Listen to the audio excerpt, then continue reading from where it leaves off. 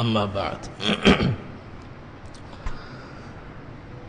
فأعوذ بالله من الشيطان الرجيم بسم الله الرحمن الرحيم يا أيها الذين آمنوا اتقوا الله وذروا ما بقي من الربا إن كنتم مؤمنين فإن لم تفعلوا فأذنوا بحرب من الله ورسوله وإن تبتم فلكم رؤوس أموالكم لا تظلمون ولا تظلمون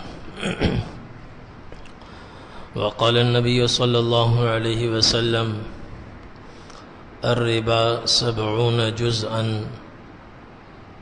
أيسرها أن ينكح الرجل أمه أو كما قال صلى الله عليه وسلم۔ میرے محترم دوستوں، میرے بھائیوں،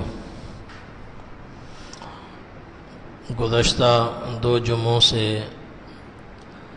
شب معراج سے متعلق آپ حضرات کی خدمت میں احادیث اور روایات عرض کی جا رہی ہیں۔ گزشتہ جمعے یہ عرض کیا تھا کہ نبی کریم صلی اللہ علیہ وسلم نے معراج کی شب جنت میں کن خوش قسمت لوگوں کو دیکھا اور جہنم میں کن بدبخت لوگوں کو دیکھا، اور جنت والوں کی کامیابی کے اسباب کیا تھے اور جہنم والوں کی ناکامی کے اسباب کیا تھے۔ تو جہنم میں آپ صلی اللہ علیہ وسلم نے جن نافرمانوں کو دیکھا، ان میں کچھ اور لوگ بھی تھے جو طرح طرح کے عذاب میں مبتلا تھے۔ اس میں آپ صلی اللہ علیہ وسلم کا گزر ایک قوم کے پاس سے ہوا جن کے پیٹ بڑے بڑے گنبد کی طرح، بڑے بڑے گھروں کی طرح ان کے پیٹ تھے۔ بطونہم کالبیوت، بڑے گھروں کی طرح جیسے ان کے پیٹ تھے۔ فیہ الحیات تری من خارج بطونہم، اندر ان کے سانپ تھے بڑے زہریلے، باہر سے وہ نظر آ رہے تھے اور وہ لوگوں کو اندر ہی اندر سے کاٹ رہے تھے اور اپنا زہر ان کے رگ و پے میں اتار رہے تھے۔ لوگوں کی چیخ و پکار تھی۔ تو آپ صلی اللہ علیہ وسلم نے جبرائیل علیہ السلام سے پوچھا کہ یہ کون لوگ ہیں؟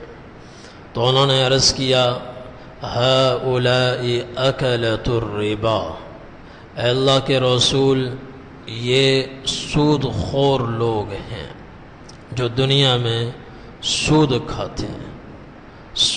سودی لین دین کرنا، سود کھانا، یہ اللہ سے اعلان جنگ کرنے کے مترادف ہے۔ پھر آپ نے ایک بڑا دریا دیکھا، اس کے بیچوں بیچ ایک آدمی ڈبکیاں کھا رہا ہے اور وہ ہاتھ پاؤں مار رہا ہے، اپنے آپ کو بچانے کی کوشش کرتا ہے، اور وہ درمیان دریا میں سے محنت کر کے ہاتھ پاؤں مار کے پسینہ پسینہ ہو کر، مشقت زدہ ہو کر، جیسے ہی وہ کسی طرح اپنے آپ کو دریا سے نکالنے کے قابل ہوتا ہے اور ساحل پر پہنچتا ہے، تو ساحل پر ایک فرشتہ کھڑا ہوا ہے جس کے پاس بڑے بڑے پتھر ہیں۔ وہ زور سے اس کو مارتا ہے جس سے وہ لہو لوہان ہو جاتا ہے، اور اس پتھر کے پریشر سے وہ آدمی جہاں سے چلا تھا وہیں بیچ دریا میں پہنچ جاتا ہے۔ تو آپ صلی اللہ علیہ وسلم نے پوچھا کہ یہ کون ہے؟ عرض کیا گیا یا رسول اللہ ھذا آکل الربا، یہ بھی وہ ہے جو سود کھاتا ہے اور سود پر پیسہ لگاتا ہے، یہ بھی اس کا انجام ہے۔ سود خوری کا انجام بڑا ہی بھیانک ہے اور کبیرہ گناہ ہے۔ قرآن کریم میں اللہ تعالیٰ نے اس کی کئی وعیدیں بیان فرمائیں، سود خور کے کئی عذاب اللہ نے قرآن میں بیان فرمائے کہ سود خور کس عذاب میں مبتلا ہوگا۔ الذین یأکلون الربا لا یقومون الا کما یقوم الذی یتخبطہ الشیطان من المس، کہ جو لوگ سود کھاتے ہیں اور سودی لین دین کرتے ہیں، قیامت کے دن ان کے ہوش اڑے ہوئے ہوں گے اور یہ پاگل اور دیوانے ہوں گے اور مصیبت زدہ، آسیب زدہ، جیسے کوئی آدمی ہوتا ہے مخبوط الحواس، ایسے ہی وہ پاگلوں کی طرح کھڑے ہوں گے، ٹانگیں ان کی کانپ رہی ہوں گی اور انہیں کچھ سجھائی نہیں دے رہا ہوگا۔ یہ ان کا عذاب ہے۔ اسی طرح اللہ تعالیٰ نے ایک اور عذاب بیان فرمایا، فمن عاد فاولئک اصحاب النار، کہ جو سودی لین دین کرتا ہے، اس کو عادت بنا لیتا ہے، تو اللہ تعالیٰ اس کو اٹھا کر جہنم میں ڈالیں گے۔ جس نے سودی لین دین کو عادت بنایا اور توبہ نہیں کی تو وہ جہنم میں جائے گا۔ یہ ایک دوسرا عذاب، ہم فیہا خالدون، اور ہمیشہ ہمیشہ اس میں پڑا رہے گا، تیسرا عذاب۔ اور دنیا کا عذاب یہ ہے، یمحق اللہ الربا ویربی الصدقات، کہ اللہ تعالیٰ سود سے مال گھٹاتے ہیں اور صدقے سے اللہ مال بڑھاتے ہیں۔ تو سودی لین دین آدمی اس لیے کرتا ہے تاکہ پیسہ بڑھ جائے، تو بڑھتا نہیں ہے، الٹا نقصان ہوتا ہے۔ 10 روپے آتے ہیں، 100 روپے پھر نکل جاتے ہیں، بیماری کے حوالے سے، مختلف بہانوں سے پیسہ اس کے ہاں سے نکلتا رہتا ہے اور اس کی برکت ختم ہو جاتی ہے۔ صدقے میں پیسہ نکلتا ہے مگر اللہ اس سے دگنا تگنا کئی گنا زیادہ عطا فرماتے ہیں۔ یمحق اللہ الربا، سود سے مال گھٹتا ہے، ویربی الصدقات، اور صدقے سے مال اللہ بڑھاتے ہیں۔ اسی طرح اللہ تعالیٰ نے قرآن کریم میں فرمایا، یا ایھا الذین آمنوا اتقوا اللہ وذروا ما بقی من الربا ان کنتم مؤمنین، اے ایمان والو اگر واقعی مومن ہو تو پھر سودی لین دین چھوڑ دو، اس سے ہاتھ کھینچ لو اور یہ معاملات ختم کر دو، سود سے باز آ جاؤ۔ فَإِن لَّمْ تَفْعَلُوا، اگر باز نہیں آتے، فَأْذَنُوا بِحَرْبٍ مِّنَ اللَّهِ وَرَسُولِهِ، پھر تیار ہو جاؤ، اللہ اور اس کے رسول تمہیں جنگ کا اعلان کر رہے ہیں۔ تو جو سودی لین دین کرتا ہے اس کو اللہ کا بھی اعلان جنگ ہے اور اللہ کے رسول صلی اللہ علیہ وسلم کا بھی اعلان جنگ ہے۔ اور حضرت جابر رضی اللہ عنہ کی روایت ہے، نبی کریم صلی اللہ علیہ وسلم نے لعن رسول اللہ صلی اللہ علیہ وسلم آکل الربا وموکلہ وکاتبہ وشاہدیہ وقال وہم سواء، حضور صلی اللہ علیہ وسلم نے سود کھانے والے پر بھی لعنت فرمائی، سود کھلانے والے پر بھی لعنت فرمائی، اور دو معاملہ کرنے والے ہیں، تیسرا کوئی ان کے بیچ میں آ کر تحریر تیار کرتا ہے، اس تحریر تیار کرنے والے اور اس معاملے کو لکھنے والے پر بھی حضور نے لعنت فرمائی۔ پھر کوئی چوتھا پانچواں دو آدمی آ کر ان دونوں کے معاملے کے گواہ بنتے ہیں کہ جی ہم گواہ بنتے ہیں، آپ نے اس کو اتنے دیے ہیں اور آپ اس کو اتنے واپس کریں گے، سودی لین دین ہے۔ حضور نے گواہ بننے والے پر بھی لعنت فرمائی، لکھنے والے پر بھی لعنت فرمائی، سود دینے والے پر لعنت اور سود دلوانے والے پر لعنت فرمائی۔ آپ نے فرمایا یہ سب گناہ میں برابر کے شریک ہیں۔ اور حضرت عبداللہ بن حنظلہ جن کو جو جب شہید ہوئے، فرشتے ان کو آسمان پر لے گئے اور فرشتوں نے ان کو غسل دیا، غسل دے کر واپس زمین پر لائے۔ حضرت عبداللہ بن حنظلہ غسیل ملائکہ، وہ حضور پاک صلی اللہ علیہ وسلم کا ارشاد نقل کرتے ہیں کہ آپ صلی اللہ علیہ وسلم نے ارشاد فرمایا کہ درہم الزنا یأکلہ الرجل وہو یعلم اشد من 30 زنیتن، کہ سود کا 1 روپیہ 1 درہم جان بوجھ کر کوئی آدمی کھائے، اس کا گناہ 36 بار زنا کرنے سے بھی زیادہ ہے، اور اس کی شدت 36 مرتبہ گناہ زنا کرنے سے بھی زیادہ ہے۔ سنن ابو داؤد کی روایت ہے کہ اتنا سنگین گناہ۔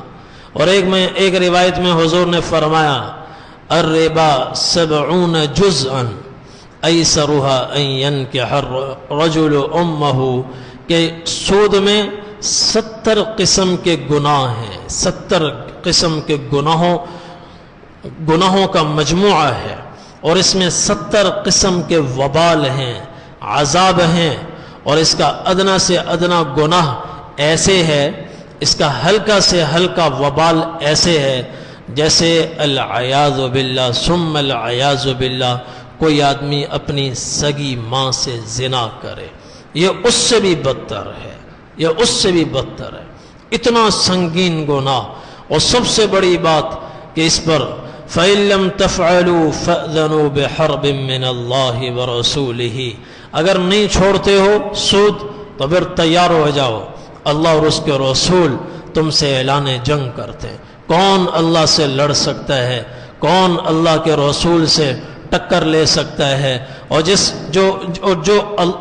جو سود خور اور اللہ آمنے سامنے ہوں تو یہ کہاں سدھر سکتا ہے؟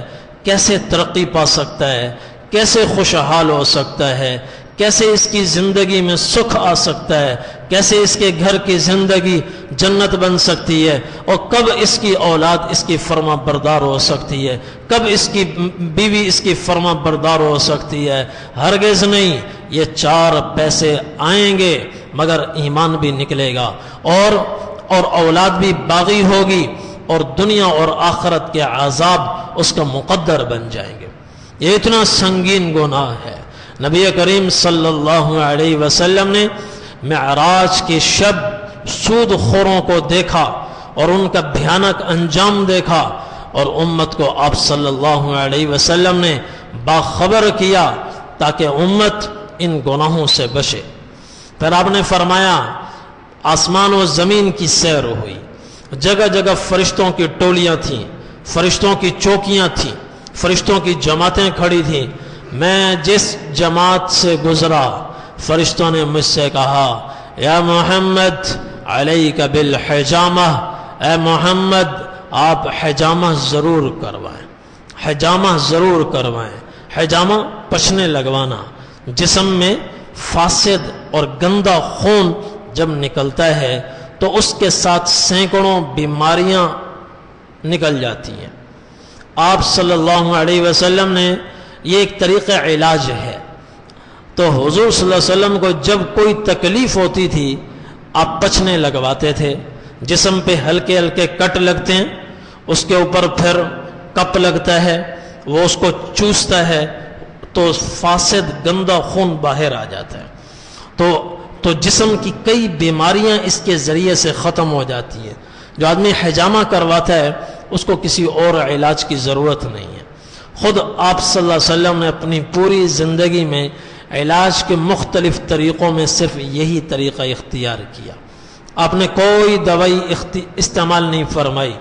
مرض الوفات سے 2-3 دن پہلے آپ پر بے ہوشی طاری تھی، تو گھر والوں نے دوائی آپ کو کھلائی، منہ میں ڈالی، آپ سر بول نہیں سکتے تھے لیکن سر سے آپ انکار کرتے رہے کہ مجھے نہیں کھلاؤ نہیں کھلاؤ۔ تو صحیح بخاری کی حدیث ہے، گھر والوں نے سمجھا کہ ہر مریض کو دوائی ناپسند ہوتی ہے، تو اس طبعی ناپسندیدگی کی وجہ سے آپ ناپسند فرما رہے ہیں، تو انہوں نے پھر بھی دوائی کھلا دی۔ جب آپ کو ہوش آیا آپ نے فرمایا میں نے تمہیں منع کیا تھا کہ میرے منہ میں دوائی نہیں ڈالو۔ عرض کیا یا رسول اللہ ہم نے سمجھا کہ آپ بیمار ہیں، بیمار کو طبعی طور پر ناپسند ہوتی ہے، حالانکہ وہ دوائی اس کے لیے مفید ہوتی ہے۔ آپ نے فرمایا نہیں تمہیں نہیں کھلانی چاہیے تھی۔ پھر فرمایا یہ گھر میں جتنے لوگ ہیں سب کو یہ دوائی کھلاؤ، اور میں دیکھوں گا سوائے عباس کے کہ وہ تمہارے ساتھ شریک نہیں تھے۔ عباس شریک نہیں تھے، باقی سب کو حضور نے وہ دوائی کھلوائی۔ یہ ایک مرتبہ روایت ملتی ہے کہ حضور صلی اللہ علیہ وسلم نے کوئی دوائی استعمال فرمائی، وہ بھی اپنے اختیار سے نہیں، ورنہ جس طریقے علاج کو حضور صلی اللہ علیہ وسلم نے اختیار فرمایا، پسند فرمایا، اس کا نام ہے حجامہ، اس کا نام ہے پچنے لگوانا۔ فرشتوں کی ہر جماعت نے حضور سے 2 درخواستیں کی، ایک یہ کہ یا محمد علیک بالحجامہ، اے محمد حجامہ ضرور لگوائیں، اور دوسری درخواست انہوں نے کی مر یا محمد امتک بالحجامہ، اے محمد اپنی امت سے کہیں وہ بھی حجامہ لگوائیں، وہ بھی پچنے لگوائیں۔ تو یہ ایک بہترین طریقہ علاج ہے۔ اور ایک روایت میں حضور نے فرمایا اللہ نے جن چیزوں میں شفا رکھی ہے اور جن چیزوں کو اللہ نے دوائی کے طور پر آسمان سے اتارا ہے، ان میں سب سے بہترین چیز یہ حجامت ہے، پچنے لگوانا۔ بڑے اس کے فوائد ہیں۔ اور آپ نے فرمایا کوئی جو لگوانا چاہے اس کو چاہیے 17 چاند کی 17، 19 یا 21 تاریخوں میں لگوائے۔ یہ تاریخیں سب سے بہتر ہیں۔ چاند کا جیسے سمندر پہ اثر پڑتا ہے، ایسے ہی ہمارے خون پہ بھی اثر پڑتا ہے، کبھی روانی زیادہ ہوتی ہے، کبھی کم ہوتی ہے۔ مد و جزر جیسے سمندر میں آتا ہے، ایسے ہی مد و جزر چاند کا اثر ہماری اندر کے خون پر بھی پڑتا ہے۔ تو اس کے اعتبار سے آپ نے فرمایا 17، 19، 21 تاریخیں یہ بہترین تاریخیں ہیں۔ پھر آپ صلی اللہ علیہ وسلم جنت اور جنت کی سیر کر کے، جہنم کا مشاہدہ کر کے آپ واپسی کا سفر آپ نے اختیار فرمایا۔ 6 آسمان پر حضرت موسیٰ علیہ السلام موجود تھے، جن سے جاتے ہوئے ملاقات ہوئی تھی۔ واپسی پر موسیٰ علیہ السلام سے ملاقات ہوئی تو آپ صلی اللہ علیہ وسلم سے انہوں نے پوچھا کہ اللہ تعالیٰ نے کوئی تحفہ عطا فرمایا؟ حضور نے فرمایا اللہ نے تحفہ عطا فرمایا، 3 تحفے عطا فرمائے۔ سب سے بڑا تحفہ 50 نمازوں کا ہے، 50 نمازیں اللہ تعالیٰ نے فرض فرمائی۔ حضرت موسیٰ علیہ السلام نے فرمایا ان امتک لا تستطيع 50 صلاة كل يوم انی جربت الناس وعالجت بنی اسرائیل اشد المعالجہ فرجع الى ربک فصلہ التخفیف، کہ یا رسول اللہ آپ کی امت 50 نمازیں کبھی نہیں پڑھ سکے گی، اللہ نے میری امت پر اس سے کم نمازیں فرض فرمائی تھیں۔ میں لوگوں کے مزاج سے سب سے زیادہ واقف ہوں۔ بنی اسرائیل کو میں نے نمازیں پڑھوانے کے لیے بڑی کوشش کی، ترغیبیں بھی سنائی، اور نہ پڑھنے پر اللہ کے عذاب بھی بتلائے، مگر وہ پھر بھی نہیں پڑھتے تھے، 5 سے کم وہ نہیں پڑھتے تھے۔ تو آپ کی امت 50 کہاں پڑھے گی؟ آپ اللہ کے پاس دوبارہ جائیں، اللہ سے تخفیف کا سوال کریں، اللہ تعالیٰ سے کہیں کہ کوئی آسان حکم مل جائے۔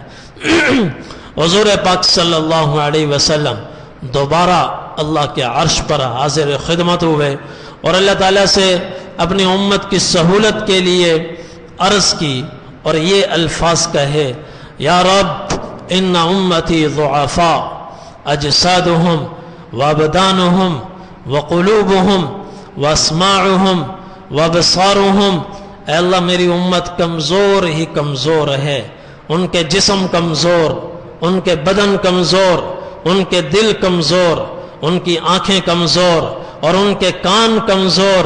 یا اللہ آپ تخفیف فرمائیں، اپنے یہ سخت حکم میری امت کو عطا نہ فرمائیں، کوئی سہولت والا حکم عطا فرمائیں۔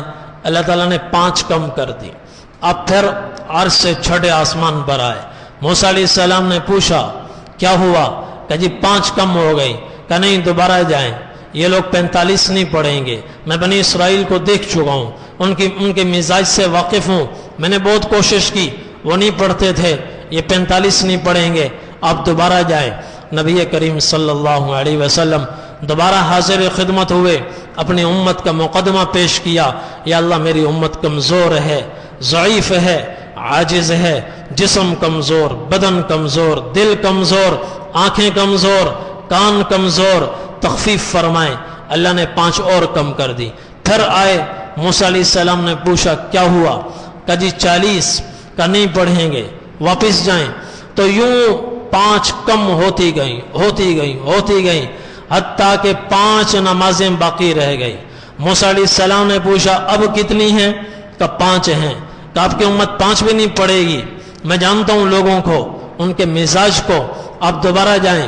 حضور صلی اللہ علیہ وسلم نے عرض کیا سألت ربی حتی استحییت، میں نے اللہ سے بار بار اتنی درخواست کی ہے، اب مجھے دوبارہ جاتے ہوئے شرم آتی ہے، ولیکن ارضی وسلم، اب امت پڑھے نہ پڑھے میں اللہ کے فیصلے پر راضی ہوں اور اپنے آپ کو اللہ کے حکم کے حوالے کرتا ہوں، اللہ کے حکم کے حوالے کرتا ہوں۔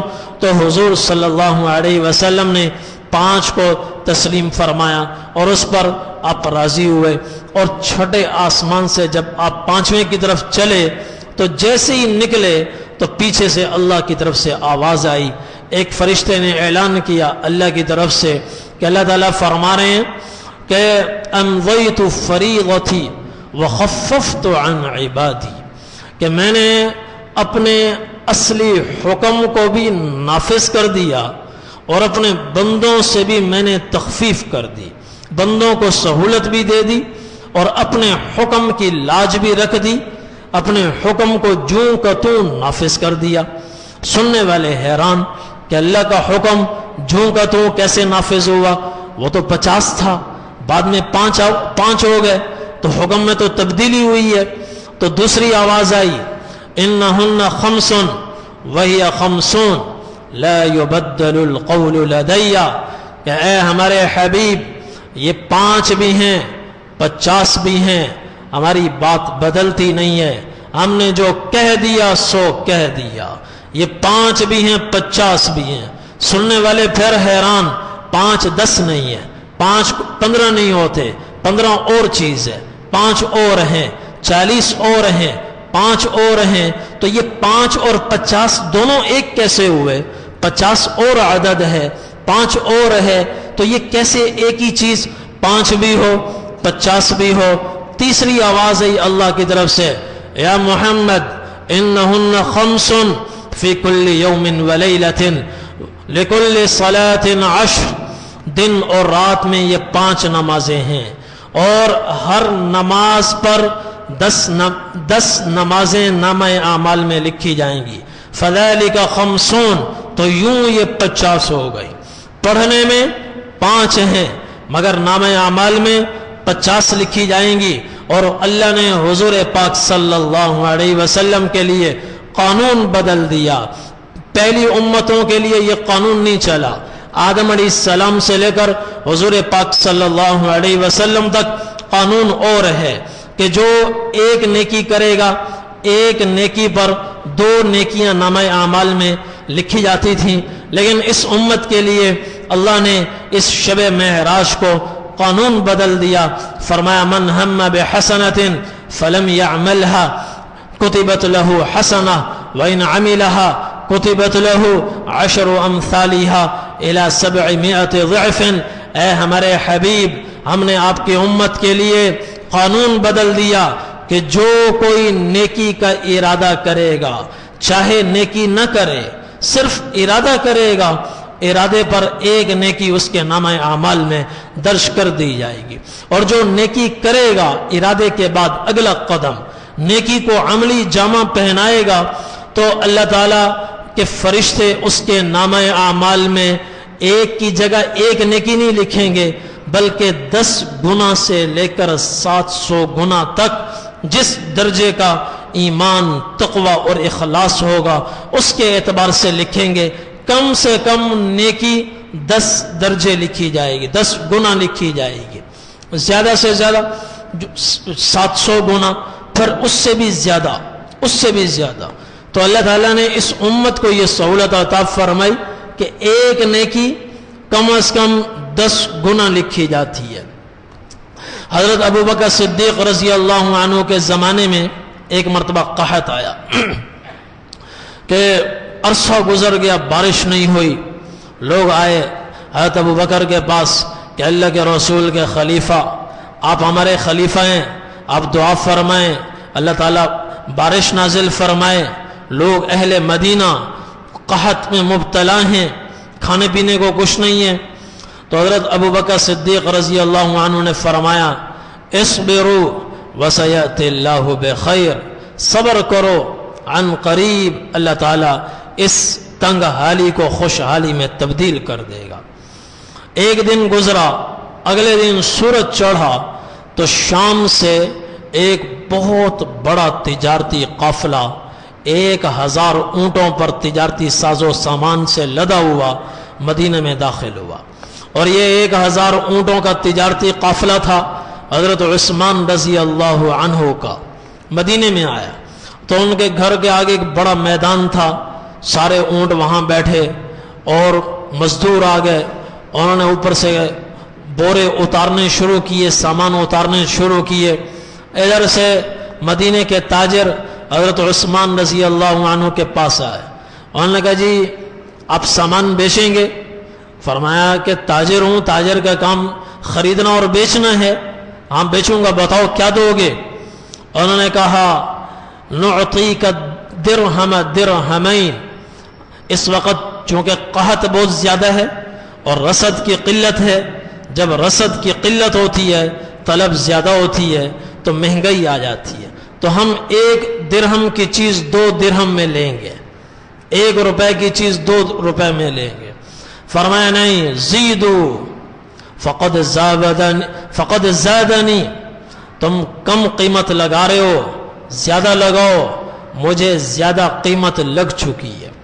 انہوں نے کہا نعطیک الدرہم 3 دراہم، 1 روپے کی چیز 3 روپے میں لے لیں گے. فرمایا زیدو فقد زادنی، اور قیمت بڑھاؤ، مجھے اس سے زیادہ قیمت لگ چکی ہے. وہ کہنے لگے 1 درہم کی چیز 4 درہم میں لے لیں گے، 4 درہم میں. فرمایا نہیں، قیمت کم لگا رہے ہو، اور لگاؤ، مجھے اس سے بھی زیادہ قیمت مل رہی ہے. اور نے کہا جی اس سے زیادہ ہم قیمت نہیں دے سکتے، بس ہماری آخری حد ہے کہ 1 روپے کی چیز زیادہ سے زیادہ 4 روپے میں لے سکتے ہیں، 4 روپے میں، اس سے زیادہ نہیں. لیکن انہوں نے کہا کہ ہم حیران ہیں، سارے مدینے کے تاجر تو آپ کے سامنے کھڑے ہیں، یہ کون سا تاجر ہے جو ہم سے پہلے آیا اور اتنا دریا دل کہ 1 روپے کی چیز 4 سے بھی زیادہ میں لے رہا ہے. تو حضرت عثمان رضی اللہ عنہ نے فرمایا ہاں تم سے پہلے ایک آیا اور اس نے یہ قیمت لگائی، من جاء بالحسنہ فلہ 10 امثالہا، کہ میرے راستے میں جو 1 خرچ کرے میں اس کو 10 دوں گا. تم 1 کے بدلے 4 دیتے ہو، اللہ 1 پر 10 دیتا ہے، تمہیں نہیں بیچتا، میں اللہ کو بیچتا ہوں. یہ سارا مال 1000 اونٹوں پر لدا ہوا تجارتی ساز و سامان اہل مدینہ، مضافات مدینہ، فقراء مدینہ پر صدقہ ہے. اسی وقت کھڑے کھڑے صدقہ کر دیا. دن میں یہ صدقہ ہوا.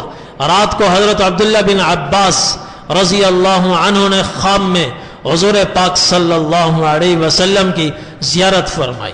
آپ گھوڑے پہ سوار ہیں اور تیزی سے تشریف لے جا رہے ہیں، اور گھوڑے کی رفتار سے ایسا محسوس ہو رہا ہے کہ حضور کو جلدی ہے. تو حضرت عبداللہ بن عباس رضی اللہ عنہ کے قریب سے جب حضور گزرے تو انہوں نے عرض کیا یا رسول اللہ، آپ نے دیکھا مگر رفتار میں کمی نہیں آئی. انہوں نے پھر کہا یا رسول اللہ میں آپ سے بات کرنا چاہتا ہوں، آپ کی خدمت میں بیٹھنا چاہتا ہوں. نبی کریم صلی اللہ علیہ وسلم نے فرمایا ابن عباس پھر کبھی صحیح، آج جلدی ہے، تمہیں خبر ہے آج عثمان کا صدقہ اللہ نے قبول فرمایا ہے اور جنت کی حور سے اس کی شادی کی ہے. یہ اللہ نے صدقہ قبول فرمایا. تو اللہ نے اس امت کے لیے یہ قانون بدل دیا معراج کی شب کہ جو 1 کرے گا، 1 کی نیت کرے گا